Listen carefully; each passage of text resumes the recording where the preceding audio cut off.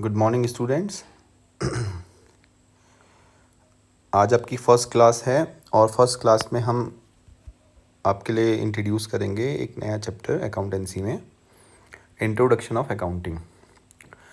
आप यहाँ देखेंगे कि जो चैप्टर का नाम है अकाउंटिंग, तो सबसे पहले हम यहीं से बात शुरू करते हैं। अकाउंटिंग मतलब होता है काउंटिंग, एक सिस्टमेटिक वे है रिकॉर्ड करने का किसी भी ट्रांजैक्शन को, तो उसे हम बोलते हैं accounting.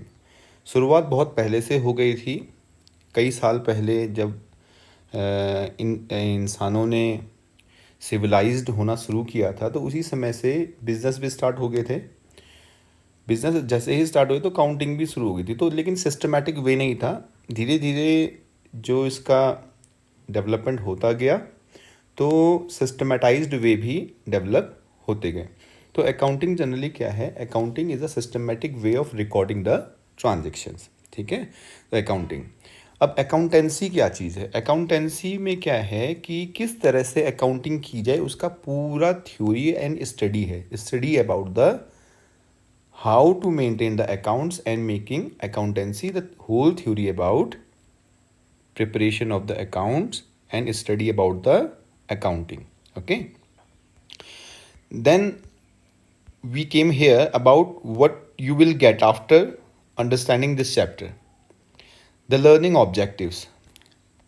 Under learning objectives, you are able to state the meaning and need of the accounting, discuss the accounting as a source of information, identify the internal and external source of accounting information, explain the objective of accounting, describe the role of accounting and explain the basic terms used in accounting.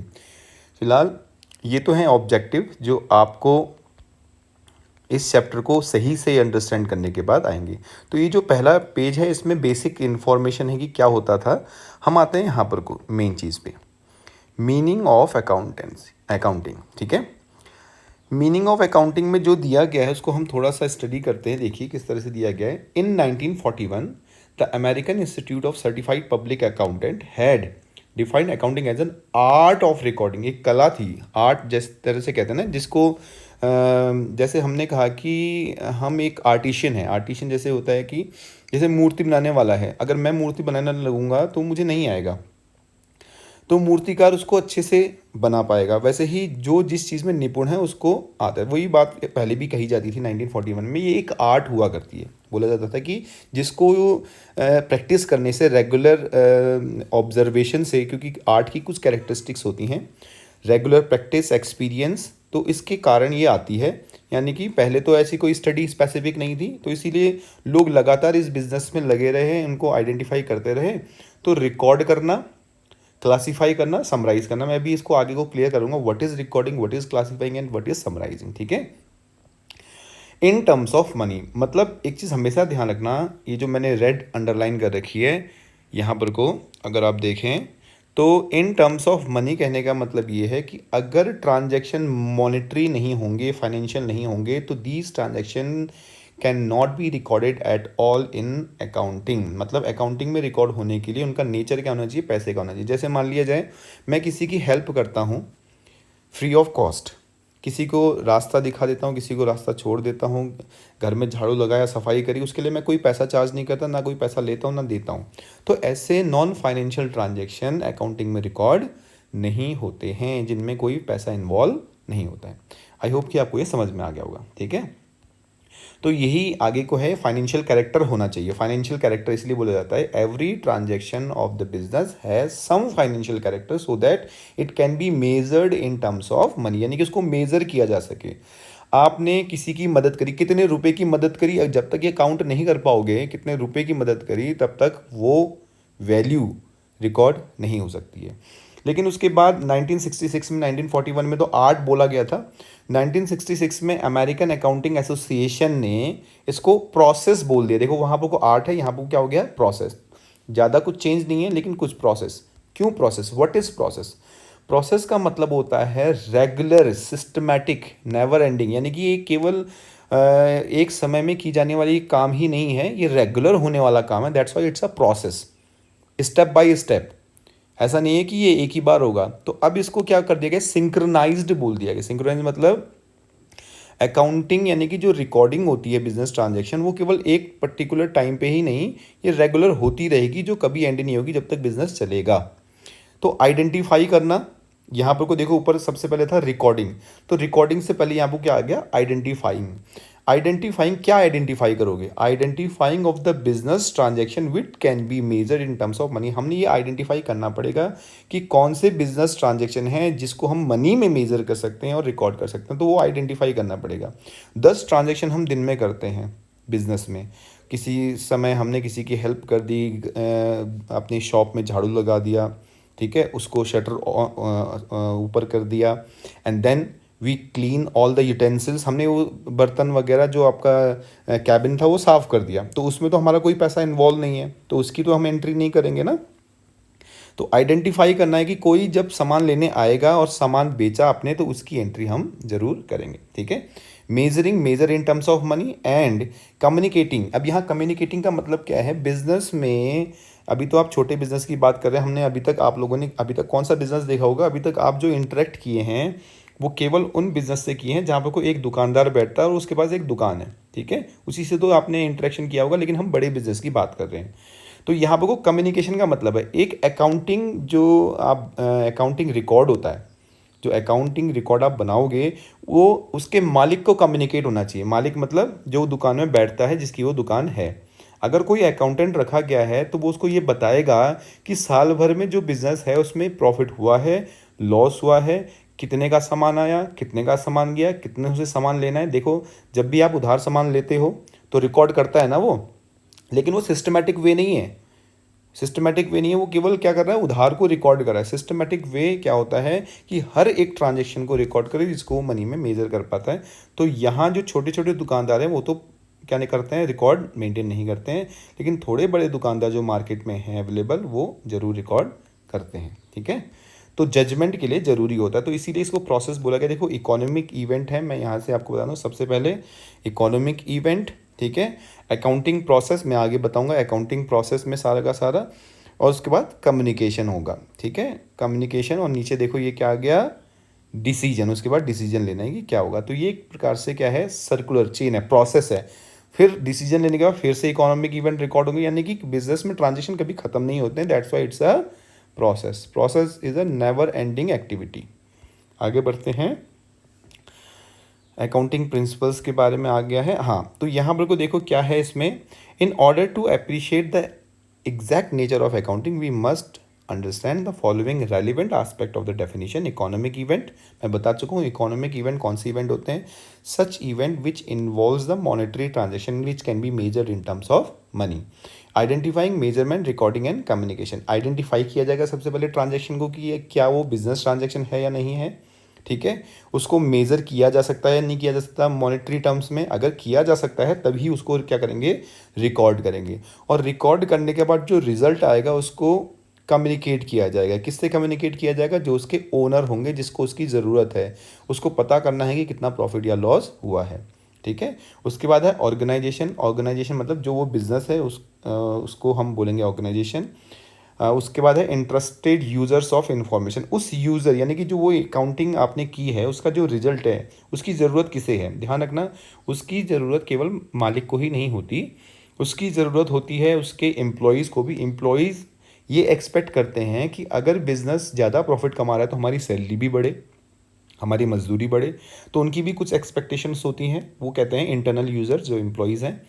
वैसे ही external user कौन कौन है, external users हैं जैसे जिन्होंने loan दिया है, क्या बिज़नेस अच्छा प्रॉफिट कमा रहा है, अगर अच्छा प्रॉफिट कमा रहा है तो ही लोन देने वाले आपको लोन देंगे, अदरवाइज़ वो आपसे किनारा करने लगेंगे। गवर्नमेंट को आपके प्रॉफिट में क्यों इंटरेस्ट है, गवर्नमेंट भी एक यूज़र है, वो कहेगी कि आप ज़्यादा प्रॉफिट कमा रहे हो तो ज़्यादा टैक्स दो। तो ये यूज़र्स कहलाते हैं, ये एक्सटर्नल यूज़र्स हैं, जो लेंडर्स हैं जिन्होंने आपको लोन दिया है, गवर्नमेंट। हम इसके बारे में पूरा डिटेल स्टडी आगे करेंगे। अब हम आते हैं इसकी हिस्ट्री पे। मैंने आपको पहले ही बता दिया है कि ये बहुत पुराना है, आप इसको प्लीज़ थोड़ा सा पढ़िएगा जिससे कि ये क्लियर हो जाएगा, और इसके नोट्स बनाते रहें, ठीक है। यहाँ पे को देखो 4000 BC, 4000 BC से ही ये स्टार्ट हो गया, इजिप्शियन। वैसे तो इससे भी कई सारा पुराना है, इसमें रिकॉर्डिंग बड़ी सिस्टमेटिक नहीं होती थी, लेकिन उनको ये तो पता चल गया था कि अगर हम बिजनेस कर रहे हैं तो we have to record the transaction, whether we have to pay और we have to get the money from the transaction we have made. तो जो श्रेय जाता है सिस्टमेटिक अकाउंटिंग का, वो जाता है ल्यूका पैसियोली को। ल्यूका पैसियोली को देखो, फ्रेंचिजियन फ्रेयर, इसकी एक बुक हुआ करती, मर्चेंट क्लासिक था, इसकी एक बुक हुआ करती थी। देखो वैसे तो ये अकाउंटेंट नहीं था, ये था ज्योमेट्रिक यानी कि मैथमेटिकल में इसने बुक लिखी थी। देखो, सुमा दी अरिथमेटिका ज्योमेट्रिका प्रोपोर्शन एट प्रोपोर्शनैलिटी, यानी कि प्रोपोर्शनैलिटी पे इसने एक व्यूज़ लिखा था। उसी में इसने क्या बात करी थी, 1494 में इसने कंसीडर किया था डबल एंट्री सिस्टम की बात की थी। ये देखो यहाँ पर, कोई ये हमारे लिए ज़्यादा ज़रूरी है अकाउंटिंग में, डबल एंट्री बुक कीपिंग। यानी कि डबल एंट्री क्या होता है, इसको थोड़ा सा अभी हम जानते हैं, बाकी की डिस्कशन हम बाद में करेंगे। तो हम ये बोल सकते हैं कि सिस्टमेटिक अकाउंटिंग की जो शुरुआत हुई थी वो किसने की थी, ल्यूका पैसियोली ने। कब की थी, 1494 में। उसने क्या बताया था अपनी बुक में, जो सिस्टमेटिक, जिसे हम बोलेंगे अकाउंटिंग के बारे में, वो double entry system. Double entry system क्या होता है, एवरी ट्रांजैक्शन, हम अकाउंटिंग में क्या मानते हैं कि हर एक ट्रांजैक्शन के दो पहलू होते हैं। क्या होते हैं, दो पहलू होते हैं, यानी कि डबल साइड होती है, दो साइड को इम्पेक्ट करता है, केवल एक ही साइड को इम्पेक्ट नहीं करता। एक को हम डेबिट डेबियर और दूसरे को क्रेडिट क्रेडियर बोलते हैं, ठीक है। तो ये इटालियन वर्ड है, डेबिट और क्रेडिट इसी से निकला हुआ है, डिबेयर एंड क्रेडियर से। तो यहाँ पर को यही डबल एंट्री सिस्टम है, इसके बारे में हम डिटेल में आगे जानेंगे। तो उसने ये इसकी शुरुआत की थी एक ट्रांजेक्शन की, किस तरह से हम डेबिट करते हैं, किस तरह से क्रेडिट करते हैं, क्या होता है डेबिट, क्या होता है credit, it will be discussed later on. तो यहाँ से ये आ जाता है। अब इसकी कुछ मेन हेडिंग्स हैं, उसको हम समझते हैं। इकोनॉमिक इवेंट क्या होता है, इकोनॉमिक इवेंट, जब आप इसको पढ़ना तो पूरा है आपने, लेकिन जो बेसिक चीज़ है उसको क्या लिखना है, देखो, business organisation involve economic event. An economic event is known as happening of consequence to a business organization which consist of transactions and which are measurable in monetary terms। समझ में आ गई बात। यानी कि ऐसे कोई भी इवेंट जो किसी ट्रांजैक्शन को इन्वॉल्व करता होगा, बिजनेस के ट्रांजैक्शन को इन्वॉल्व करता होगा, और जिसको किस में मेज़र किया जा सकता है, मनी में इसको मेज़र किया जा सकता है। तो उसने कुछ एग्जाम्पल्स भी दे रखे हैं कि अगर हमने एसेट खरीदी, कोई मशीनरी खरीदी है, कोई पेमेंट किया है, तो जो भी मनी में मेज़र कर पाओ। ध्यान रखना ये बिजनेस इवेंट होनी चाहिए, क्या होनी चाहिए, बिजनेस ऑर्गेनाइजेशन के। मैं भी सामान खरीदता हूँ, मार्केट गया, मैं 200 रुपये का सामान खरीद के लाया, सब्जी खरीद के लाया, नो डाउट ये क्या है, मेरे लिए एक मॉनेटरी इवेंट है। लेकिन मैं एक बिजनेस ऑर्गेनाइजेशन हैंडल नहीं कर रहा, मैं कोई बिजनेस नहीं चला रहा, इसलिए मैं रिकॉर्ड नहीं करूँगा। लेकिन जिसके यहाँ से मैंने सामान खरीदा है, उसकी ये रिस्पॉन्सिबिलिटी है कि अगर वो क्या करे, उसका रिकॉर्ड कर सकता है। ज़्यादातर छोटे दुकानदार नहीं करते हैं, वो केवल कैश को रिकॉर्ड करते हैं, कैश कितना आ रहा है।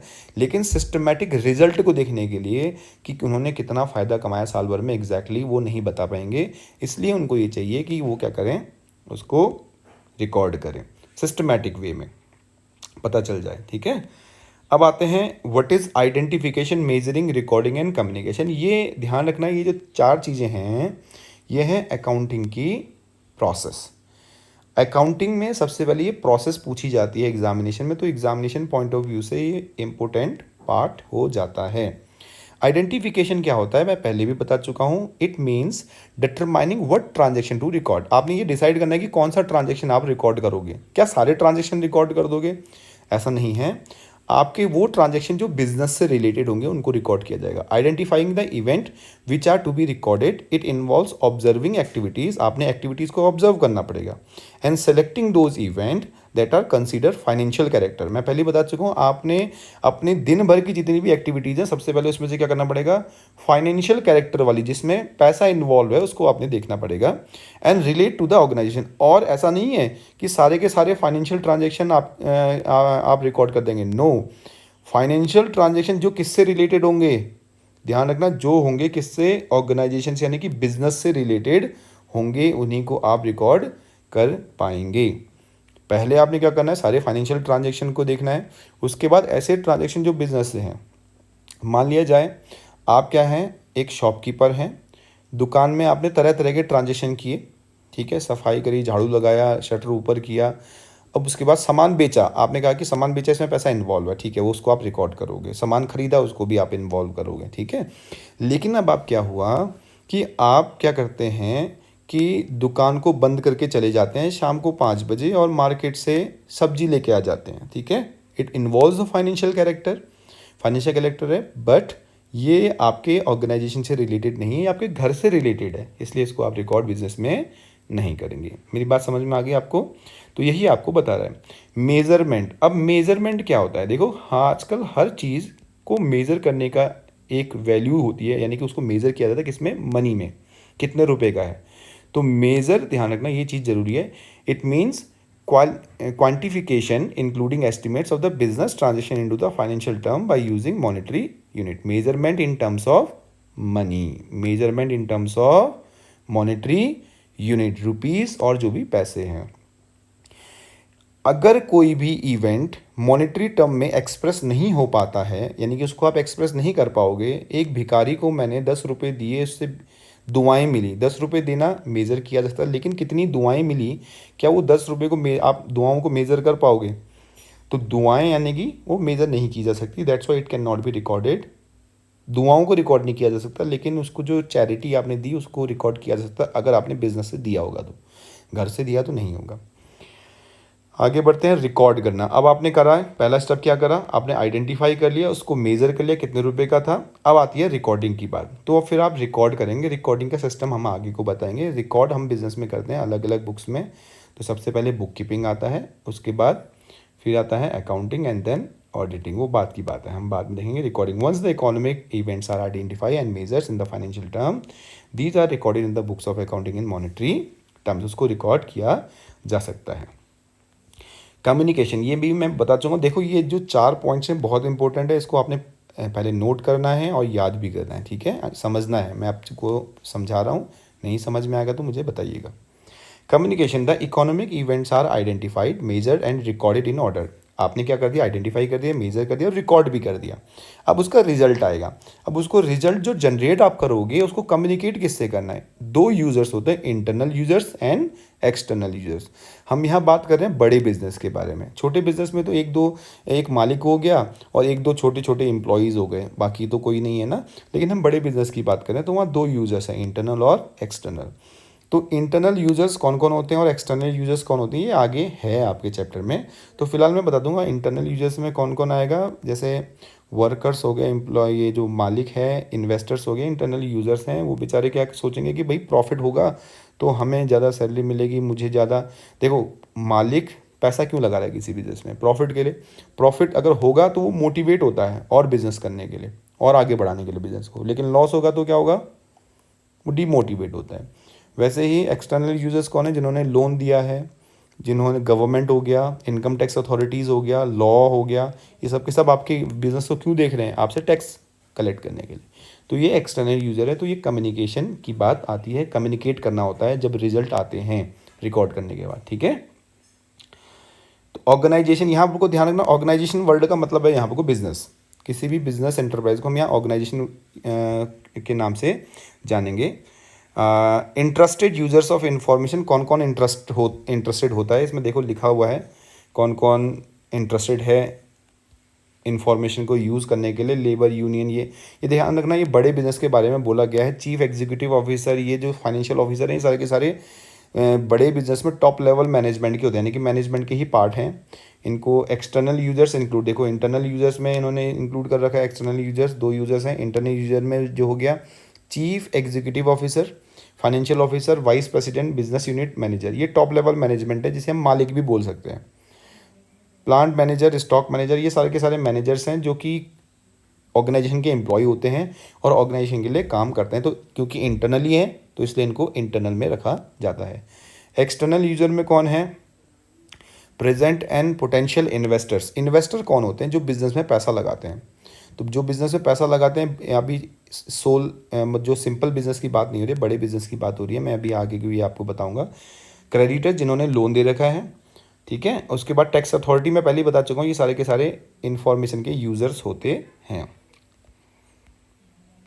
इसको आप जरूर पढ़ लेना, why do you want to accounting. Accounting as a source of information. Information क्यों? हमने देखो कोई भी ट्रांजेक्शन को रिकॉर्ड किया तो वो एक डॉक्यूमेंट बन जाता है इन्फॉर्मेशन का, यानी कि आपके हर एक ट्रांजेक्शन का रिकॉर्ड आपके पास अवेलेबल है। तो कोई भी आपको देखने आता है तो वो ये देख सकता है कि आपके किस दिन कितने ट्रांजेक्शन हुए हैं, किस चीज़ के ट्रांजेक्शन हुए हैं। तो वो एक इन्फॉर्मेशन बन जाती है आपके लिए भी, और जो भी आपके साथ इन्फॉर्मेशन देखना चाहता है। अब अगर आप रिकॉर्ड कर रहे हैं तो रिकॉर्डिंग नहीं करोगे तो you are not able to determine कि भाई पिछले साल इस तारीख को कौन कौन से ट्रांजेक्शन हुए थे, क्योंकि इंसान भूल जाता है। लेकिन अगर आपने रिकॉर्ड किया होगा तो आप उसको दिखा सकते हैं। तो ये क्या क्या चीज़ें हैं? Provide information for making economic decision. आप डिसीजन ले सकते हैं कि भाई पिछले साल मेरे इतना सामान सेल हुआ था, इस साल कम हुआ है, ज़्यादा हुआ है, तो रिकॉर्ड के थ्रू आएगा। Serve the users who really financial statement as their principal source of information. Users को आप इन्फॉर्म कर सकते हो। Provide information useful to the predicting and evaluating the amount of timing and uncertainty of the potential cash flows. कि आपके पास cash flow मतलब cash का आना और जाना, आपके पास कितना कैश अवेलेबल होगा, क्या भविष्य में होने वाला है, भविष्य में आप क्या करोगे, प्रिडिक्शन। करंट के रिकॉर्ड से आप फ्यूचर में क्या कर सकते हो, एक अनुमान लगा सकते हो कि इस साल अगर मेरी सेल इतनी है, इस साल मेरा कैश इतना है, तो अगले साल कितना होगा। ये सारी चीज़ें आप अनुमान लगा सकते हैं। और जजमेंट के लिए भी ज़रूरी है।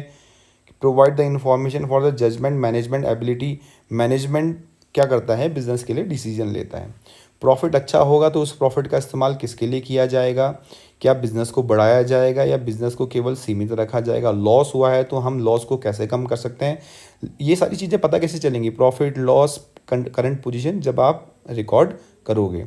और रिकॉर्ड करने के बाद जो रिजल्ट निकलेगा उसी के बेसिस पे हम क्या करेंगे, डिसीजन ले सकते हैं। ठीक है, आगे भी वही है कि टेस्ट योर अंडरस्टैंडिंग, इसको आपने कंप्लीट करना, ये आपका होमवर्क है। ठीक है, क्योंकि आपने आगे का पढ़ लिया है तो इसके बारे में आपने डिस्कस करना है। तो फिलहाल आज के लिए इतना ही है। ठीक है, आगे हम ये वाला पार्ट देखेंगे, characteristics of accounting information. Information की क्या कैरेक्टरिस्टिक है, इसको हम स्टडी करेंगे। Qualitative characteristics of accounting information. Okay, तो आज के लिए इतना ही। Thank you very much. इसके नोट्स ज़रूर बना लें। Take care.